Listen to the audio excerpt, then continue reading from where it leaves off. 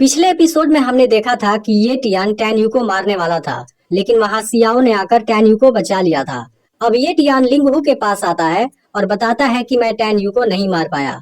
तब लिंग हू ये टियान से पूरी बात पूछता है। फिर ये टियान बताता है कि टैन यू का लेवल कम है, लेकिन उसकी पावर काफी तेजी से बढ़ रही है और उसने 9वें लेवल वाले मेरे सभी लोगों को भी मार दिया है। यह सुनकर लिंग हू हैरान हो जाता है। तब ये टियान उसे बता देता है कि सियाओ ने टैन यू को बचा लिया था। इसके अलावा ये टियान टैन यू और सियाओ के फ्रेंडशिप के बारे में भी बता देता है। इसे सुनकर लिंग हू काफी गुस्सा हो जाता है और ये टियान से टैन यू को किसी भी तरीके से मार देने के लिए कहता है।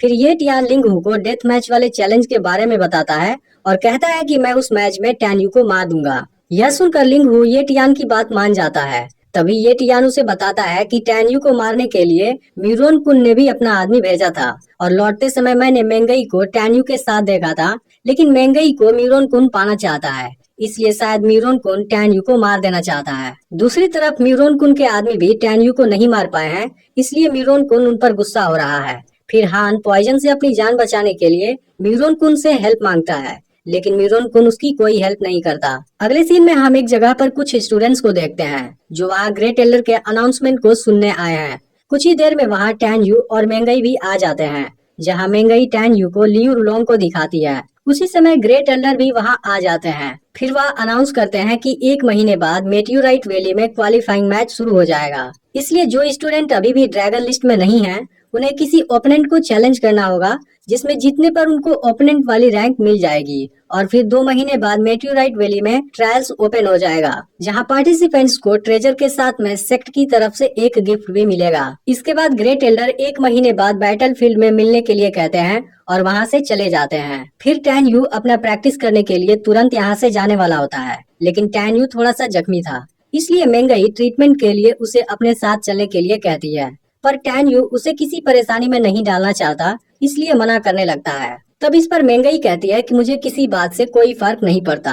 तभी मीरोन कुन वहाँ आ जाता है। वह टैन यू को मेंगई के साथ जाने से मना करता है और उसे मारने की धमकी भी देता है। इस पर मेंगई मीरोन कुन से कहती है कि मैं तुम्हें देखना नहीं चाहती। इसके बाद मीरोन कुन टैन यू पर अटैक करने जाता है, तब मेंगई उसके सामने आ जाती है और वह उसे वहीं पीटने की धमकी देती है, जिस पर मीरोन कुन कहता है कि एक दिन मैं तुम्हें अपना बना कर रहूंगा। तभी टैन यू मेंगई से कहता है कि तुमने काफी समय से मेरे हाथों का खाना नहीं खाया, चलो आज फिर तुम्हें कुछ खिलाता हूँ। फिर मेंगई खुश होकर टैन यू के साथ में चली जाती है और यह देख मीरोन कुन काफी गुस्सा हो जाता है। उसी समय लिंग हो भी वहाँ आ जाता है। तब मीरोन कुन उससे कहता है कि मुझे पता है सियाओ ने टैन यू को ये टियान से बचाया है, इसलिए पहले तुम अपने लव अफेयर की चिंता करो। तब लिंगू उससे कहता है कि चलो एक बेट लगाते हैं। यह सुनकर मीरोन कुन उसके पास जाता है। फिर लिंगू उसके साथ 30 मिलियन लो ग्रेड वाली स्पिरिट स्टोन की बेट लगाने के लिए कहता है। वह आगे कहता है कि हम दोनों में से जो भी 1 महीने के अंदर टैन यू को मार देगा वही विनर होगा। असल में मेंगई अब टैन यू को प्रोटेक्ट कर रही है, फिर भी मीरोन कुन उसके चैलेंज को एक्सेप्ट कर लेता है।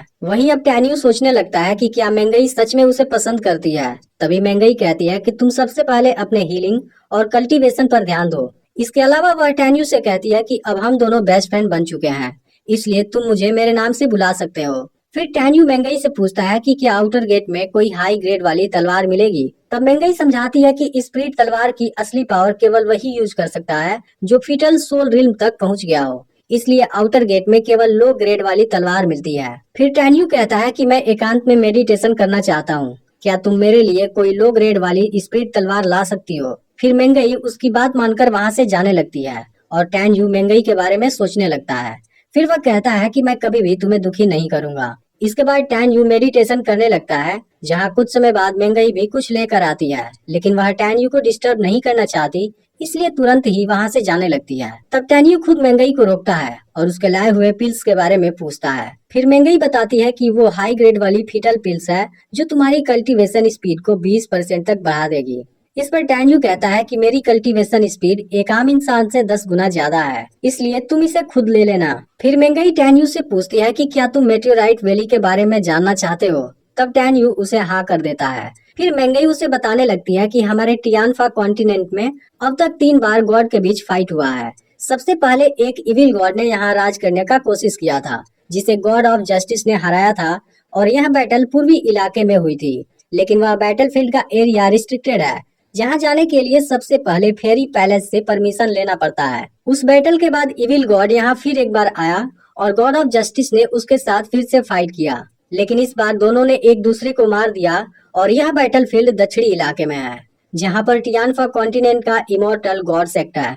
अब टैन्यू समझ जाता है कि गॉड का तीसरा बैटल फील्ड मेटियोराइट वैली में है, जो हुआंगफू सेक्ट के अंडर में है। लेकिन अब इन दोनों के मन में सवाल होता है कि इविल गॉड आखिर टियानफा कॉन्टिनेंट को डिस्ट्रॉय क्यों करना चाहता था। फिर टैन्यू को लगता है कि यह बात जरूर उसके पुनर्जन्म से जुड़ी हुई है। फिर वह मेंगई से पूछता है कि क्या कोई उन गॉड को जानता है जिन्होंने इविल गॉड से फाइट किया था। तब मेंगई कहती है कि वह सुप्रीम गॉड थे, लेकिन अब शायद कोई जिंदा नहीं है जिन्होंने सुप्रीम गॉड्स को देखा था। फिर मेंगई आगे बताती है कि लास्ट बैटल के बाद अंडरवर्ल्ड के तीसरे गॉड ने फिर से यहाँ अटैक किया था, जिसके बाद आसमान से कुछ पावरफुल लोग नीचे आए थे और उन्होंने लोगों को बचाने के लिए खुद को सेक्रीफाइस कर दिया था। तब इस पर टैन्यू मेंगई से पूछता है कि वह लोग कौन थे। फिर मेंगई बताती है कि उन्होंने गोल्डन और ब्लैक आर्मर पहना था, जिनको लोग ड्रैगन गॉड और ड्रैगन डीमन कहते थे। यह सुनते ही टैन्यू काफी परेशान हो जाता है, क्योंकि असल में वह लोग होंगमेंग के सबसे लॉयल आदमी थे और टैन्यू को यकीन नहीं होता कि वह लोग मर चुके हैं। इसलिए वह तीनों रिस्ट्रिक्टेड एरिया में जाकर सच्चाई जानने का डिसाइड करता है। वहीं दूसरी तरफ सियाओ अपने भाई लियू रुलोंग को बताती है कि टैन्यू ने उसकी जान बचाई है, इसलिए उसे टैन्यू को थैंक यू बोलना चाहिए। तभी वहाँ पर लियू रुलोंग का कोई आदमी आता है और उसे बताता है कि गेट पर उसकी आंटी उससे मिलने आई है।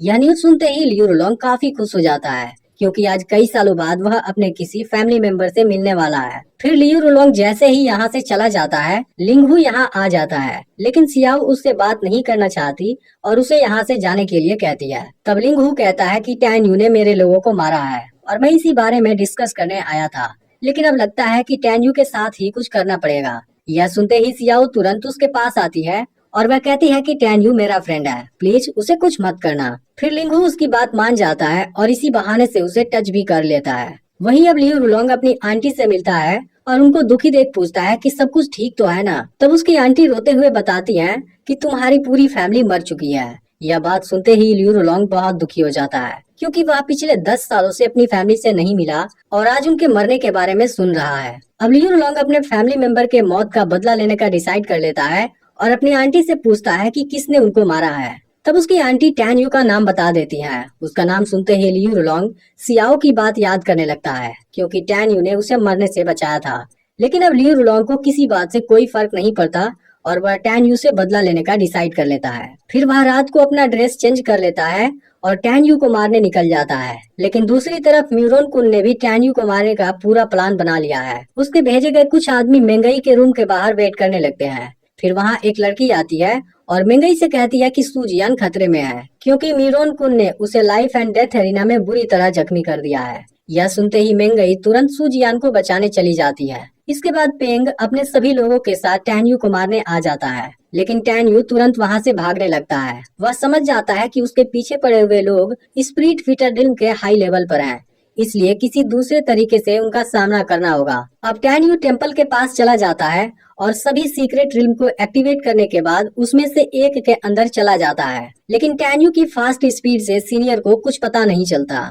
तभी पेंग भी अपने लोगों के साथ वहां आ जाता है। वह सीनियर को मारने की धमकी देता है और पूछता है कि टैन्यू किस सीक्रेट रिल्म के अंदर गया है, लेकिन सीनियर ने टैन्यू को नहीं देखा था, इसलिए वह खुद भी कंफ्यूज होता है। यह सुनकर पेंग सभी सीक्रेट रिल्म के अंदर अपने लोगों को भेजने का डिसाइड करता है। तभी सीनियर पेंग से बताता है कि टैन्यू स्नो वाइन वैली में जाता था, इसलिए वह जरूर वहीं गया होगा। यह सुनकर पेंग अपने लोगों के साथ तुरंत उसके अंदर चला जाता है। वहीं अब मेंगई डेथ एरिना में पहुंचती है, जहां सूजियान को भी धोखे से वहां भेजा गया था। अब मेंगई समझ जाती है कि टैन्यू खतरे में है और तुरंत उसके पास जाने के लिए निकलती है। उसी समय लियू रुलोंग टैन्यू को मारने आया होता है। तभी मेंगई भी वहां आ जाती है। लियू रुलोंग ने अपना चेहरा छुपाया होता है, लेकिन मेंगई उसे पहचान जाती है। वह लियू रुलोंग से पूछती है कि टैन्यू कहाँ है और तुमने उसके साथ क्या किया। तब लियू रुलोंग गुस्से में बोल देता है कि मैंने टैन्यू को मार दिया है। उसकी यह बात सुनते ही मेंगई काफी गुस्सा हो जाती है और उसका demon fire out of control हो जाता है।